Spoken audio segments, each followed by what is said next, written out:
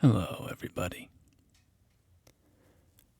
Today, I want to talk about Godwyn the Golden, or Godwyn, the Prince of Death. And Godwyn is a character from Elden Ring. So, Godwyn is a major character in Elden Ring, one of the most significant in the lore of the game, but we see very little of him in our course of adventuring through the lands between, and this is because he died before the events of the game begin. Well, he kind of died. We'll get to that. So this video is going to be me perusing the lore of Godwyn, starting with relevant items and item descriptions and dialogue from the base game, so that we can get a sort of basic understanding of who Godwyn the Golden is. And then I will discuss how Godwyn pertains to the recent expansion, Shadow of the Erdtree, in which Godwyn has a small part to play. So, this is not going to be a comprehensive lore dive, because to fully understand Godwyn's lore, you would have to fully understand a lot of other topics, including the dragons, and America, and Godfrey, and the Golden Order, and the Dragon Cult, and all this stuff. So, this is more of an introduction than anything else, but we might learn some things anyways. So, first off, let's get a little context. There's a few topics we should know a bit about before we dive into Godwyn. And we'll start with a little chat about those who live in death. So, those who live in death are a type of person in the lands between, and they are not quite undead in the way that we typically think of them, because the rules and laws of biology and life in Elden Ring are quite different from our own world. In the context of Elden Ring, when you die, your soul is supposed to be returned to the Erdtree. However, those who live in death have had something strange happen. They are not returned to the Erdtree. They somehow live, even though they died. And so, you find them throughout the game as skeletons and such. And they are often found in proximity to Death Root. Death Root. And this is the description of Death Root. A source that gives rise to those who live in death. The beast clergyman found at bestial sanctum in the distant east, collects and devours these roots. On the night of the dire plot, the stolen rune of death enabled the first death of a demigod. Later, the rune of death spread across the lands between through the underground roots of the great tree, sprouting in the form of death root. And those who live in death are seen as being outside the Golden Order, the rules of reality determined by Queen Marika the Eternal. And there is a whole order of people who hunt down and destroy those who live in death. And we meet one of these hunters in the game, and he is named D. And he tells us this: I serve the Golden Order that I might put this crooked land to rights, following only the guidance of the great Elden Ring. Those who live in death fall outside the principles of the Golden Order. Their mere existence sullies the guidance of gold, tainting its truth, and so it is the vermin must be exterminated, down to the very last. So we can see that there is not any tolerance for those who live in death under the Golden Order. However, and this is just a small diversion, but this is not universally agreed upon, or an agreed upon practice. Not everybody thinks that it's right to hunt down those who live in death. And we can read the Order Healing Incantation to learn a little bit more about that.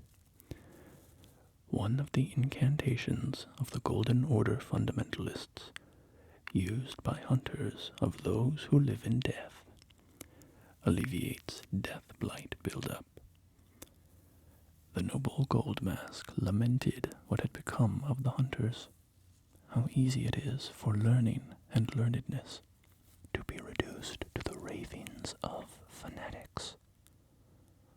All the good and the great wanted in their foolishness was an absolute evil to contend with. Does such a notion exist in the fundamentals of order? So, we don't have to dive into Gold Mask right now. He's one of my favorite characters in the game, but I just wanted to read that one so you can see that Gold Mask disagreed with the hunting of those who live in death. And those who live in death are lost, you could say. And throughout the game, you can find Tibia mariners who we learn are guides of the dead from ancient times. And I'll read a description of the Call of Tibia item.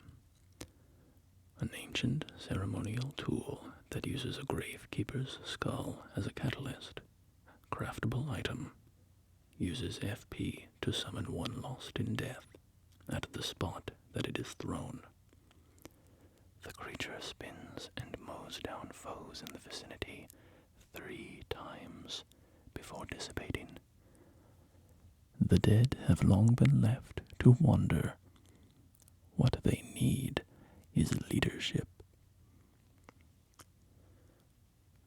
What they need is leadership. Well, a certain character in the game who is very interested in those who live in death. And she, at some point, says this: I am Fia, deathbed companion.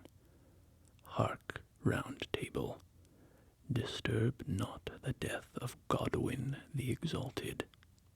We, who humbly live in death, live in waiting to one day welcome our Lord. What right does anyone have to object?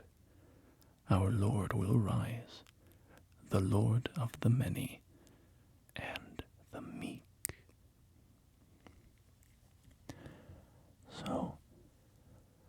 So far we've learned that the dead are left to wander without leadership, and that Fia, this character Fia, is interested in finding a lord for those who live in death. So, that's a little bit of context about those who live in death. And that topic will be very relevant in a little bit. But now I want to give a little context about dragons in the world of Elden Ring. We'll start with the Dragon Tower Shield. Tower shield engraved with a dragon, symbol of protection. Heavy even among great shields, it possesses exceptional guarding ability. The ancient dragons who ruled in the prehistoric era before the Erdtree would protect their lord as a wall of living rock.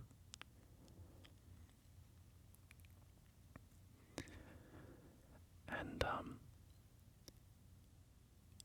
this was not something I prepared, but that's suddenly sparking a connection in my mind with the Crystallians, who are living minerals, basically.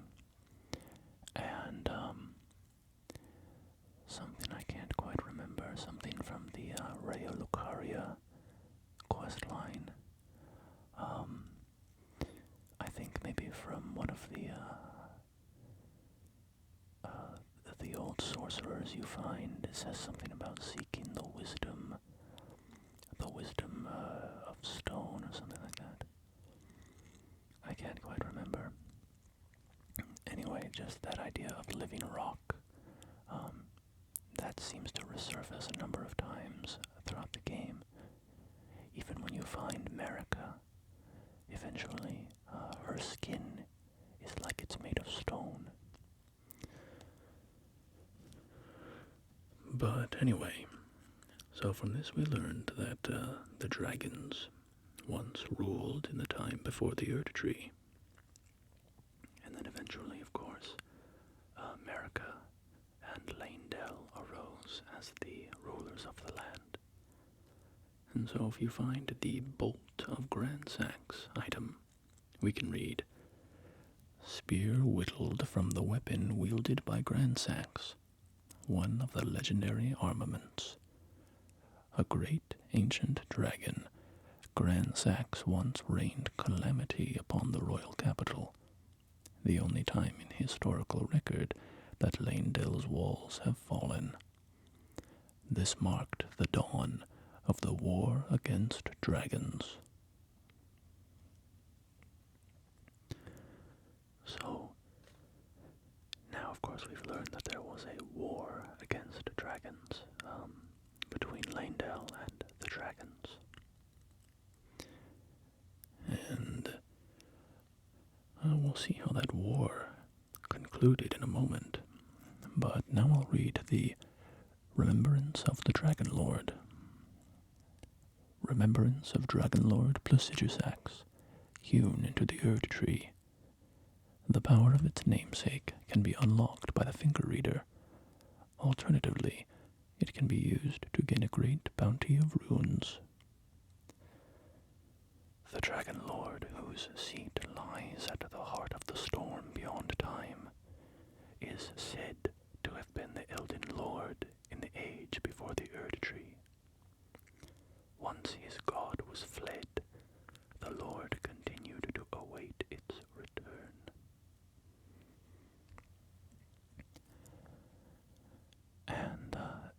That's fascinating, right?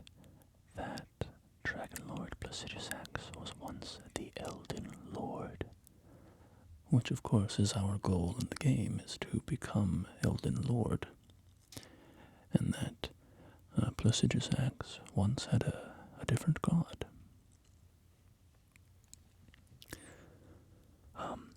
But to return to the topic of the war between Leyndell and the dragons, we can read Lightning Spear. One of the incantations of the capital's ancient dragon cult summons a lightning spear and hurls it before the caster. Charging causes a lightning bolt to strike the point of impact. Long ago, Godwyn the Golden defeated the ancient dragon Fortisax and befriended his fallen foe, an event that gave rise to the ancient dragon cult in the capital. And we can also read from a sword monument that we find on the Altus Plateau, which reads, "The routing of the ancient dragons, Godwyn the Golden fought to the last, earning the friendship of dread Fortisax." So, we've learned that Godwyn the Golden ended the war with the dragons and befriended Fortisax. And from that, a dragon cult arose among the capital. So the Golden Order and the dragons, who were just warring, now found peace. And this was because of Godwyn the Golden. So Godwyn was clearly a very impressive figure, both strong enough to defeat an ancient dragon and wise and charismatic enough to befriend his fallen foe, creating peace between the two people.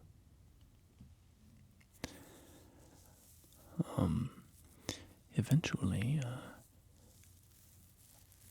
that dragon Fortisax became corrupted by death, the death that we were talking about earlier. And you can acquire his Death Lightning spell, which reads, "Incantation that channels the power of the ancient dragon Fortisax, now corrupted by death. Strikes surroundings with a storm of death lightning. Inflicts death blight upon foes. Charging extends duration of the storm." It is said that this golden lightning was wielded by Godwyn, who befriended Fortisax. So, just a little more talking about Godwyn and Fortisax becoming friends. And just a little more about this ancient dragon cult.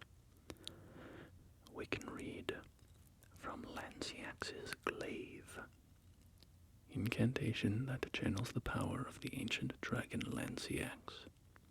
Creates a red lightning glaive and sweeps the area from above. This attack unleashes trails of lightning. Lanciax was the sister of Fortisax. It is said that she took the form of a human to commune with the knights as a priestess of the ancient dragon cult.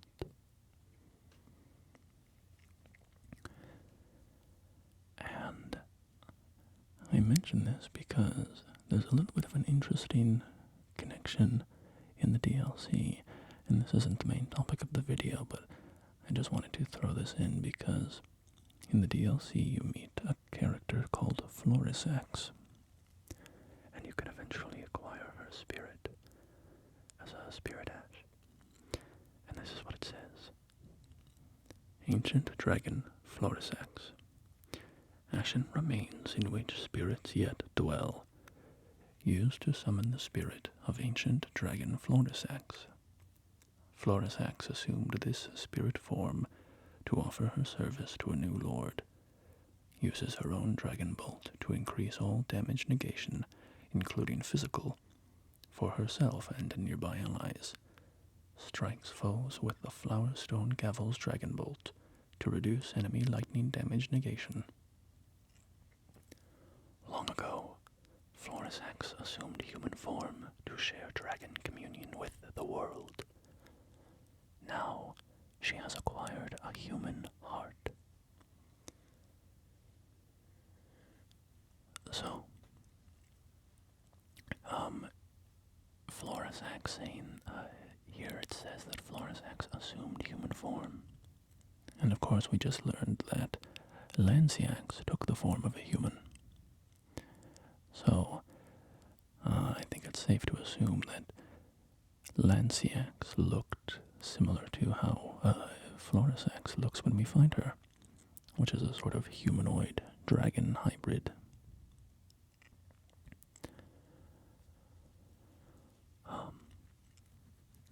But, that's neither here nor there. I just thought that was a fun little development on that they did in the DLC.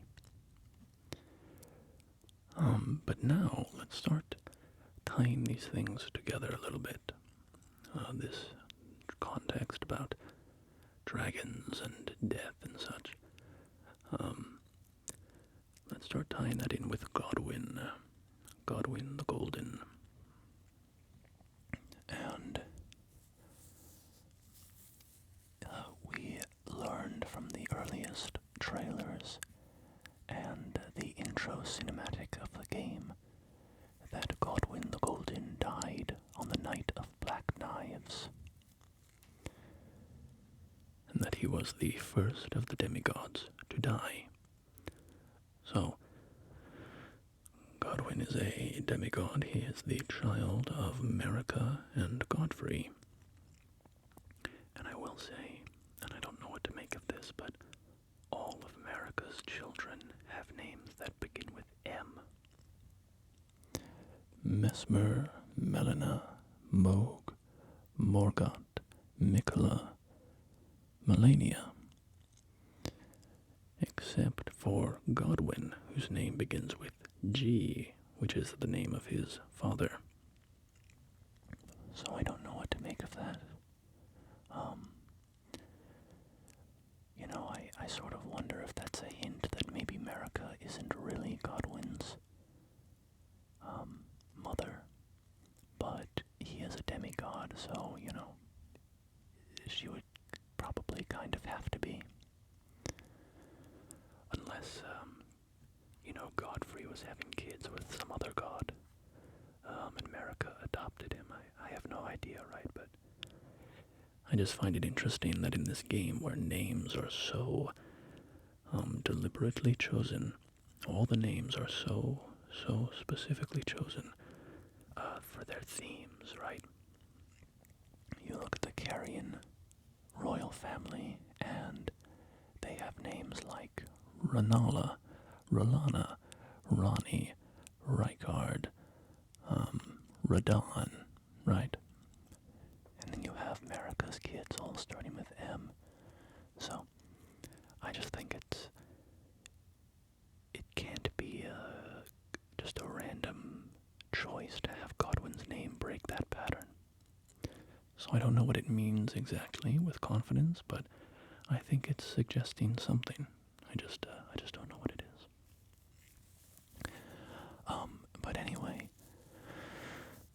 so we know from the introductory cutscene that Godwyn was killed on the Night of Black Knives, that he was the first of the demigods to die. And there's a character in the game called Sorcerer Rogier, and he's interested in the Night of the Black Knives, and he is investigating it. And this is what he says at some point during your conversations with him. And the little bit of context for this is that under the Castle Stormvale, you find a large, disgusting corpse. And when you ask Roger about this. He says this: "The misshapen corpse under Stormvale, that is a sacred relic of the Black Knives plot, as that famed night of assassination is known. It happened during the golden age of the Erdtree, long before the shattering of the Elden Ring. Someone stole a fragment of the Rune of Death from Malekith, the Black Blade, and on that bitter night murdered Godwyn the Golden. That was the first recorded death of a demigod in all history, and it became the catalyst. Soon, the Elden Ring was smashed, and thus sprang forth the war known as the Shattering. I once wished to become a scholar, you see. I've spent many an hour scouring the archives for knowledge of that fateful plot. The world has grown crooked, and if you intend to put it to rights, you'd better understand what happened to make it this way. And so, as you progress the quest line of Roger, you find a bit of evidence for him, and you return it to him, and he studies it, and this is what he says. Now I have a fairly good idea who performed the rite upon the blade, the person who orchestrated the Night of the Black Knives. Lunar Princess Ranni, one of the children born to King Consort Radagon and his first wife, Rennala, demigod, and sister to General Radahn and Praetor Rykard. Hers was the name I discovered in the imprint.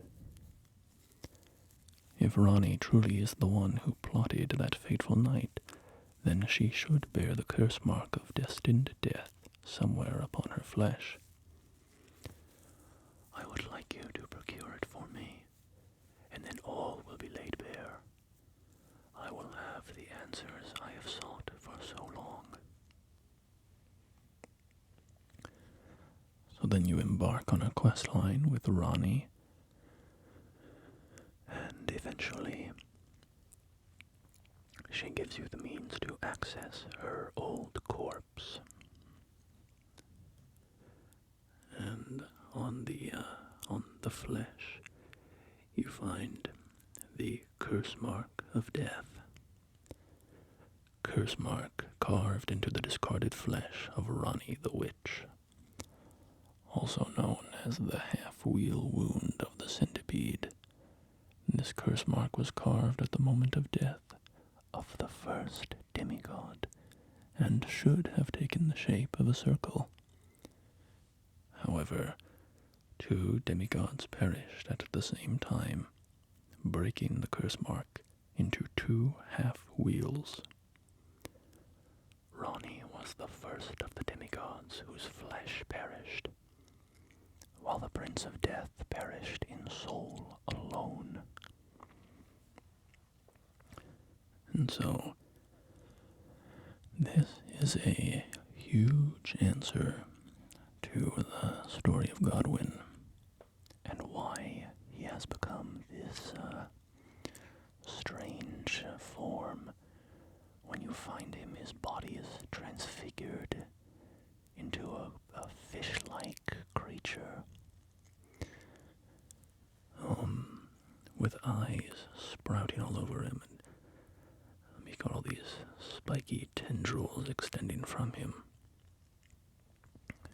And so, learning about Ranni's plot reveals what this is all caused by, which is Ranni orchestrated the Night of the Black Knives so that she could escape her own body.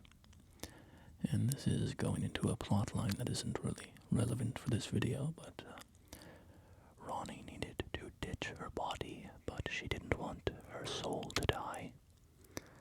So she concocted this plan for another demigod to die in soul, Well, Ronnie died in a body. And so Godwyn's body is alive, but his soul is dead. And now you see how he is the king of those who live in death, right? He is their lord, because he is literally living in death. His body is alive, but his soul is dead. He is this strange, living husk, but also lifeless. His flesh continues to grow and spread, but there's nothing inside. You know, the lights aren't on. It's kind of an unsettling image, but very, very cool. So, anyway, as you progress that quest line, you eventually find Fia, the character from earlier, and she is with the corpse of Godwyn. And as I said, Godwyn's corpse is all fish-like now, but you can also see that he has been buried in the roots underneath the Erdtree, and this is how the death root is spreading throughout the land from him, because his body is all entwined in the roots. So you talk to Fia, and this is some of what she says. I am the companion of Godwyn, Prince of Death. I wished to be a mother to those who live in death. So it is that any loathing, any hatred that overshadows them, I must bear as a matter of duty with my own flesh. Have you ever seen a Hallowbrand? When the first of the demigods died, his flesh was marked with the half-wheel wound of the centipede. Godwyn's Hallowbrand has since been recovered at the Round Table Hold. But there is another Hallowbrand out there somewhere, and I must find it before the time comes we receive our Lord. And so, of course, this other Hallowbrand she is referring to is the one that you recovered from Ronnie's corpse. And if you give it to her, she says, this is the other Hallowbrand. How did you? Oh, my utmost thanks. With this, Godwyn can take his rightful place as first of the dead and claim a second illustrious life. I will soon lay with Godwyn, and it will surely stir within me the new life of the Golden Prince, and first dead of the demigods, as the rune of those who live in death. Please, do one thing for me. Brandish this child, my rune, and take for yourself the throne.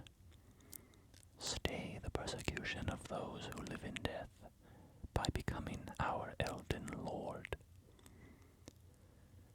This is goodbye, my dear, but I am satisfied.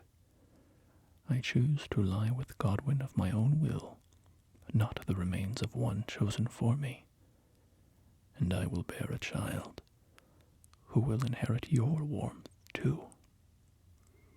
What greater blessing could there be but to be born a deathbed companion? So, if you are unfamiliar with the lore of Elden Ring, some of that might have come across as a little strange, about her lying with Godwyn and such.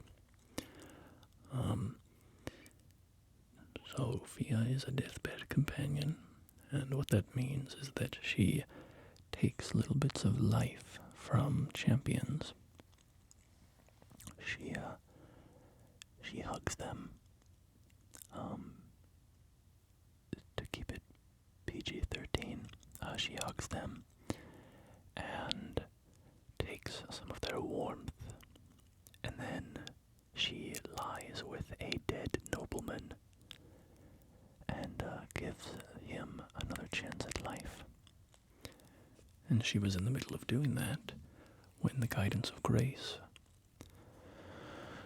called her to the lands between instead. And so now she's using that power for Godwyn's sake, to lie with him and birth a rune, a mending rune, to insert into the Elden Ring. And you get the mending rune of the Death Prince. And this is what it says. Rune gestated by Fia, the deathbed companion, used to restore the fractured Elden Ring when brandished by the Elden Lord. Formed of the two Hallowbrand half-wheels combined, it will embed the principle of life within death into order.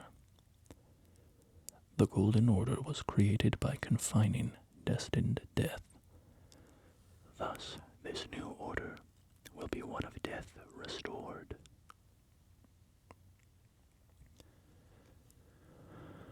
So that about wraps up the story of Godwyn from the base game. Kind of a tragic, disturbing tale. I think he's probably the creepiest image in the game. He's kind of a lifeless, fish-like body that still grows and spreads throughout the land. A couple more items that I think are interesting, just as a bit of nice narrative, are the Golden Epitaph Sword and the Remembrance of the Lich Dragon. So the Remembrance of the Lich Dragon reads, Remembrance of a Lich Dragon Fortisax, hewn into the Erdtree. The power of its namesake can be unlocked by the Finger Reader. Alternatively, it can be used to gain a great bounty of runes. After Godwyn the Golden became the Prince of Death, the ancient dragon fought long and hard against the death within its companion. Alas, victory was never achieved, and its only reward was corruption. So, we see there Fortisax, who was once Godwyn's friend, trying to help save Godwyn from the death and the horrible fate that had taken him over.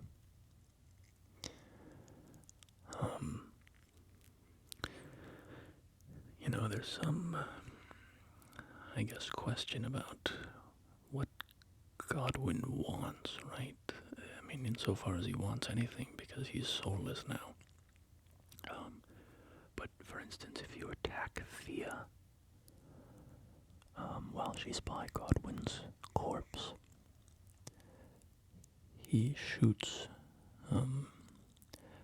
these sort of rancorous spirit blasts at you, and Fia says something like, Godwyn, is that you, my dear? Which sort of suggests that there might be some kind of consciousness in him that wants to become Prince of Death. But it's hard to say, in all other instances, he seems to just be this lifeless thing that has no intention, no consciousness. That just kind of spreads by growth, the growth of his living body, but I don't know. The other item kind of approaches this same thing of one of Godwyn's old friends wanting to bring him peace, is the Golden Epitaph Sword, a sword made to commemorate the death of Godwyn the Golden, first of the demigods to die. Infused with the humble prayer of a young boy, "O brother, Lord brother, please die a true death." And so, this young boy is pretty clearly Mikola the Kind, another demigod and the brother of Godwyn, the half-brother. But that's all the stuff from the base game that I have. And as I said, there's a lot of other stuff you could talk about. You could dive into a ton of items related to those who live in death. You could dive into Garank, the beast clergyman, and his dialogue. You could dive into the stuff about Malekith, the Black Blade, and the Rune of Death, and all sorts of stuff. So, as I said, this is more of an introduction than anything else. But we're not done with the video yet, because in the DLC, Shadow of the Erdtree, they brought Godwyn back for a little bit more presence in the game. So,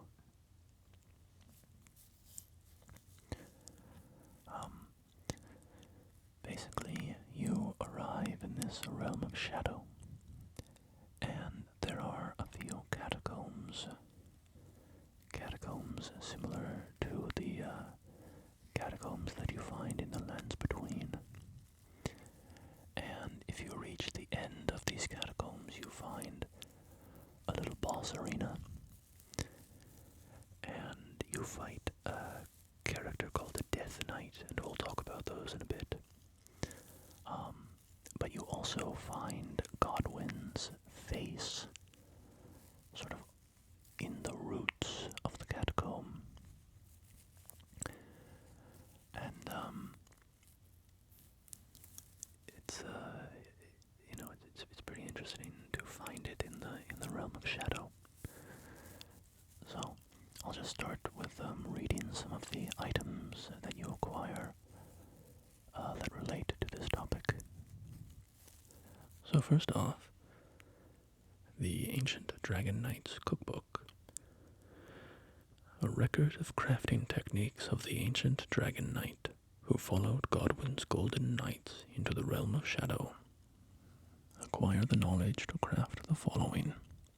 And you can get the red lightning pot and dragon bolt grease from these cookbooks. So first, we're already getting some very interesting information. Godwyn's Golden Knights went into the realm of shadow, and they were followed by an ancient dragon knight. So, who are these Golden Knights? Who is this ancient dragon knight? What are they doing in the realm of shadow?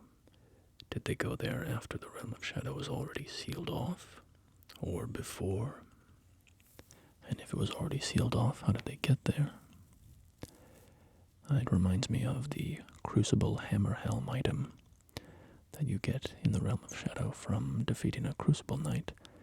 And it says, Helm worn by Devonia, longest serving of the Crucible Knights, holds the power of the Crucible of Life, the primordial form of the Erdtree, strengthens aspects of the Crucible incantations.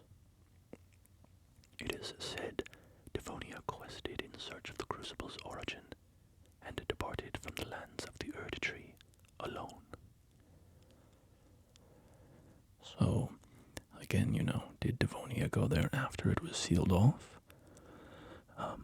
It's a pretty common theory that the Realm of Shadow once slotted into the great bay of water in the center of the Lands Between.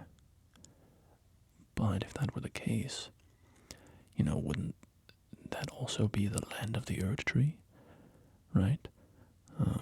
Or maybe that's referring to a political boundary. So one might think that it was already separated, because then it wouldn't be the lands of the Erdtree anymore, because it would be gone. So I don't have answers to this, but I just think it's an open discussion point. If you read the the red lightning pot description, we get some more interesting lore. Red lightning pot. Craftable item prepared using a ritual pot. A cocktail of red fulminating materials is sealed inside. Throw at an enemy to inflict lightning damage that links to surrounding enemies. The ancient dragons who betrayed their lord to side with a tyrant were known for wielding branching red lightning.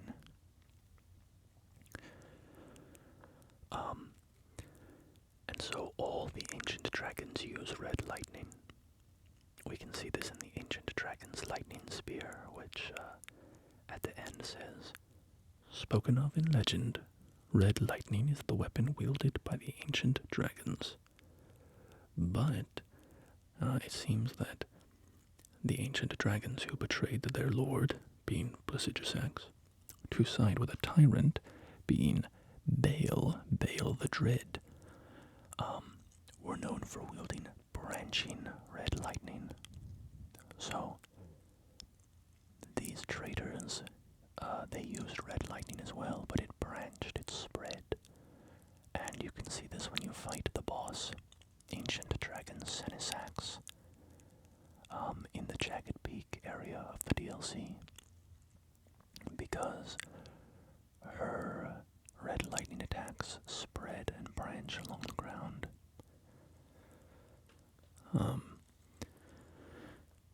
But that's neither, here nor there for the topic of Godwyn, but it is interesting that you get that from the Ancient Dragon Knights cookbook. So a knight of the Ancient Dragons, and presumably of the Ancient Dragon cult from the capital. But, maybe not, right? Maybe it's literally an Ancient Dragon Knight. Like a knight who is an Ancient Dragon. Who, took assumed human form, like Florisax and Lanciax both did. But we can also see the Dragon Bolt grease item. Solidified knot grease, made from a mixture of fulminating materials. Craftable item. Coats armament, adding heavy lightning damage to attacks. The effect lasts only for a short time. Said to have been a favorite tool of the dragon cult knights who once served the Prince of Gold, which I think we can safely assume to be Godwyn the Golden. So, this says it's a favorite tool of the dragon cult knights, which is a different phrase than the ancient dragon knight from the cookbook description. So, I don't know if I'm reading too much into it, but kind of makes it sound like they're two different types of warrior with different names. So, why did these people come to the Land of Shadow? Well, we might get a bit more information in the Death Knight armor descriptions. So as I said, when you find one of Godwyn's faces, the boss fight in the room is a Death Knight, and there are 2 Death Knights that you fight. And their helmet description says this. Death Knight Helm. Golden helm of the Death Knights, whose own death masks served as the vizards of their armor. Enhances skills and incantations of the capital's ancient dragon cult. The decayed golden wheel that adorns it represents their unbroken loyalty to Godwyn, he who became Prince of Death. So, there's a number of things to be said about this. First, their death masks served as the vizards of their armor. So this is interesting and a pretty cool concept. So a death mask in real life, they're kind of an old thing.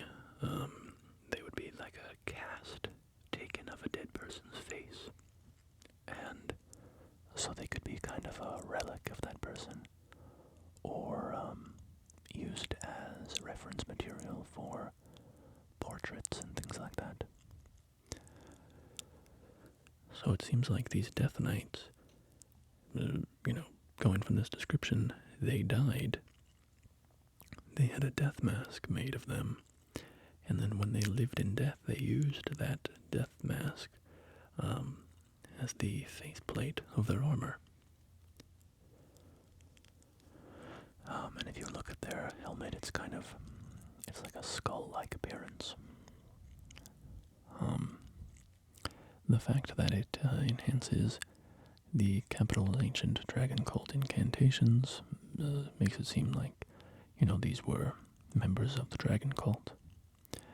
And then finally, the decayed golden wheel that adorns the helmet very much resembles the centipede curse mark when it is in its completed form in the mending rune of the Death Prince.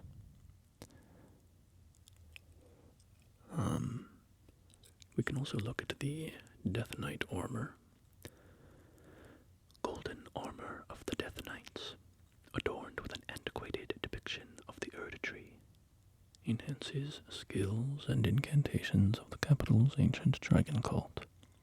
These knights, once Godwyn's personal guard, quested to find their transfigured master's Cadaver surrogate for the coming age of the Duskborn. So this is quite a significant bit of lore, isn't it?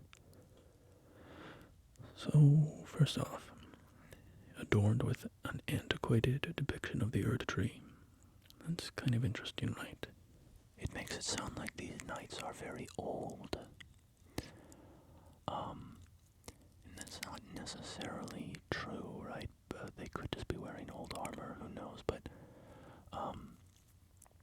bearing an antiquated depiction of the Erdtree makes it sound like these knights were, from a very, very long time ago when the Erdtree was depicted differently.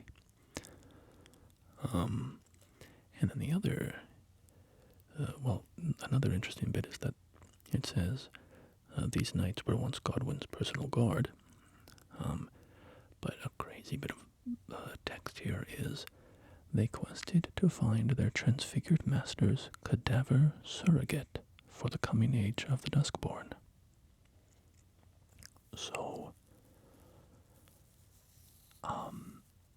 let's come back to that in a minute, because there's another item that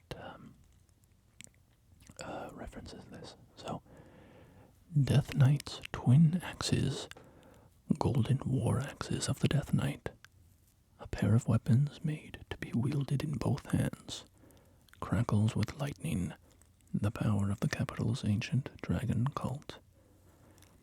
The knight, once the personal guard of Godwyn, was also the protector of the Prince of Death's Cadaver surrogate.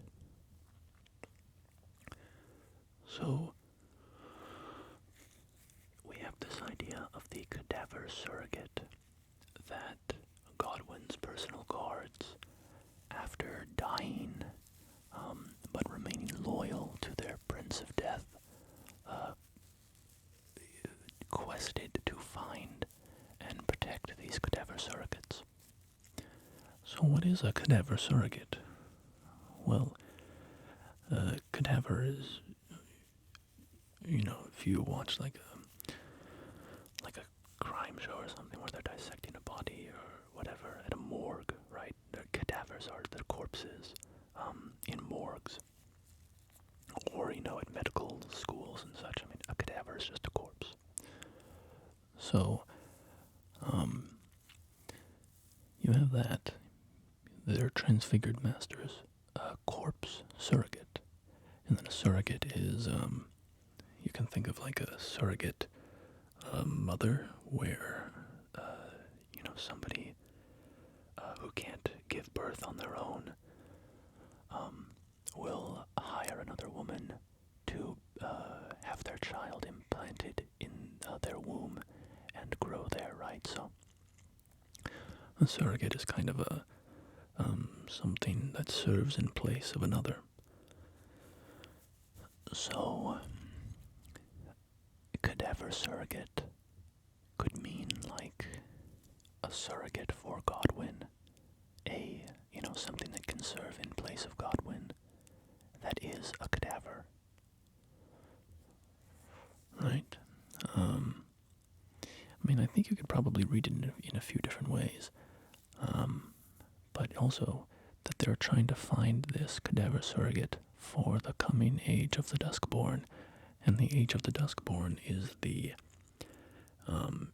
age where the mending rune of the Prince of Death is put into the Elden Ring. So the age of the Duskborn is the one where death is restored to the Order. And my thinking at the moment, and I'm certainly not convinced of this is just kind of my speculation, but my thinking is that Godwyn's corpse is kind of like a hydra. Not the mythical hydra, although the hydra that I'm thinking of was named after that, but in real life there's a little Nidarian creature called a hydra. It's a tiny little aquatic animal, and it looks like a big stem with a bunch of little arms coming off of the end. And to reproduce, the hydra buds. It reproduces asexually. It creates a little protrusion on itself, and that thing grows a little bigger and a little bigger, and then it breaks off, and now you have two hydras. And so I kind of see Godwyn's body as a hydra, and it's sort of reproducing asexually. It's you can chop off a piece of it, and it will grow into another full, Godwyn, right? And so I think this kind of explains why you find the corpse of Godwyn under Stormvale Castle, and now two corpses of Godwyn in the realm of shadow. But that's just, my personal theory. It could be wrong. What else is there to say about this? Well, I guess one small thing is both Death Knights drop a +3 Ember Medallion Talisman, Crimson or Cerulean, depending on which boss you kill. And these are the best quality Amber Medallions you can find in the game. So for instance, the +3 Crimson Amber Medallion has this description: a medallion with crimson amber inlaid, boosts maximum HP by the utmost. The Erdtree's old sap becomes amber, treasured as the most precious of jewels in the age of Godfrey, the first Elden Lord. A primordial life energy resides inside. So,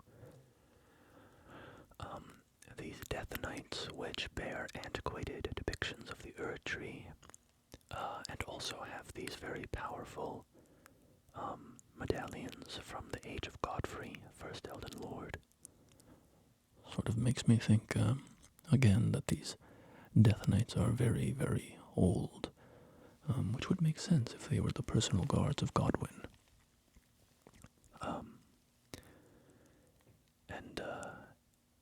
Maybe they died long ago, and then once Godwyn became the Prince of Death, they were revived as those who live in death, and, set off to go find their master's Cadaver surrogate. And I guess to wrap back around to that idea, why do they want his Cadaver surrogate? Well, if my idea is correct, that they're kind of budded versions of Godwyn, then maybe they could serve as replacements in case Godwyn's original corpse is destroyed, or if they're being preserved for the age of the Duskborn, maybe they're going to be useful during that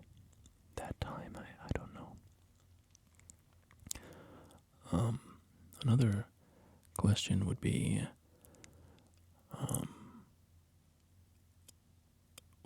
how did they get there, right? We already asked that, but how did they get there? You know, the land of shadow is sealed off, and we can only get there via Mikola's cocoon.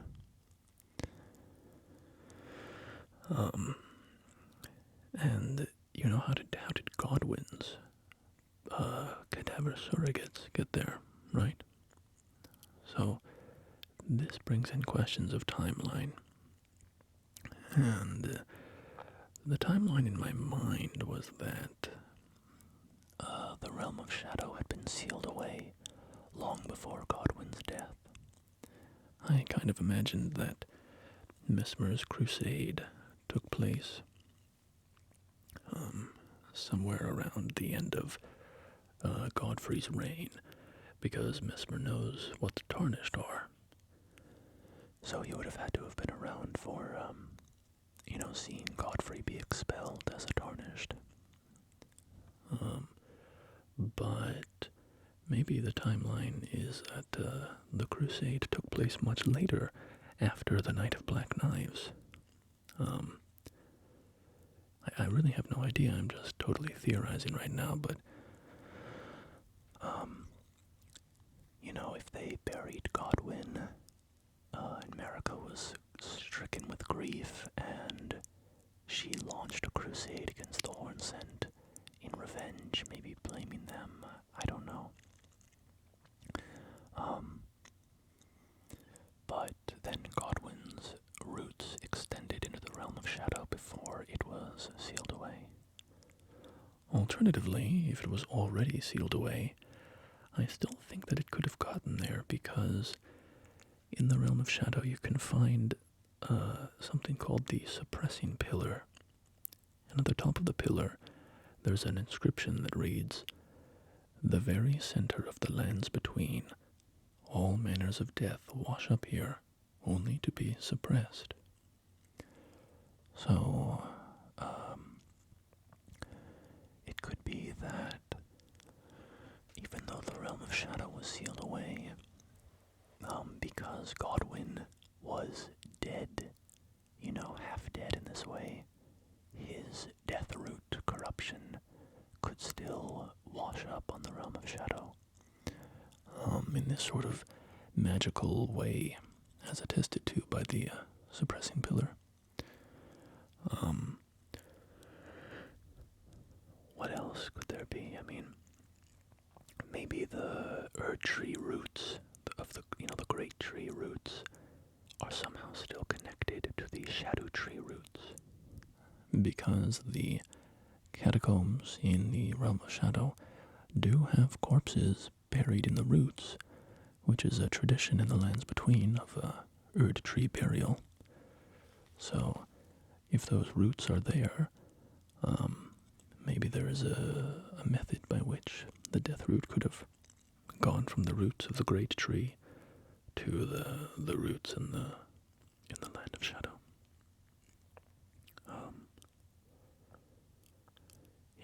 I mean, if the realm hadn't been sealed away yet when Godwyn died, maybe, because Godwyn is buried in the roots under the capital, so maybe Marika thought she could revive Godwyn with Erdtree burial, and it was only when his transfigured corruption became apparent that she realized her son was never going to come back, and she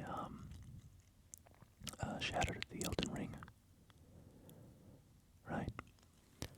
Maybe she thought for a time that she could get Godwyn back. And maybe, that's why Mikola was trying to help him die a true death, and Fortisax was trying to purge the death. Everybody was trying to fix Godwyn, and Marika was hopeful that it would work, and then when it became apparent that none of their solutions were going to work, she shattered the Elden Ring. I'm totally spitballing here. But Yeah, and then I guess that's about that. Because I definitely don't have any answers.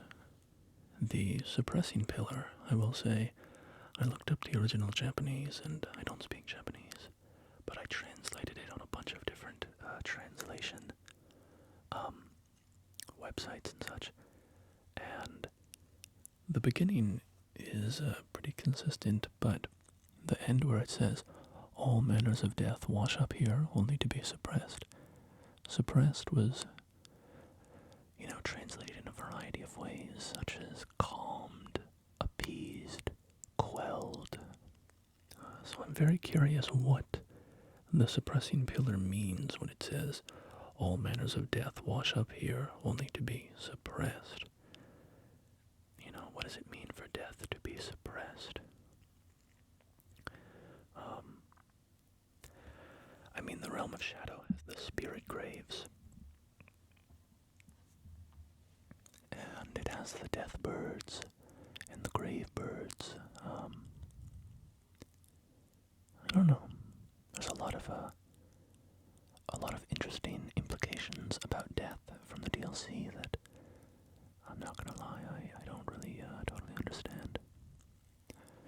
As I think I've said in the past, I don't tend to watch a lot of lore videos on YouTube because I like to kind of come to my own conclusions, but at a certain point, I feel I run a little dry and I need to see what other people are saying, because I've kind of hit the end of my abilities to interpret.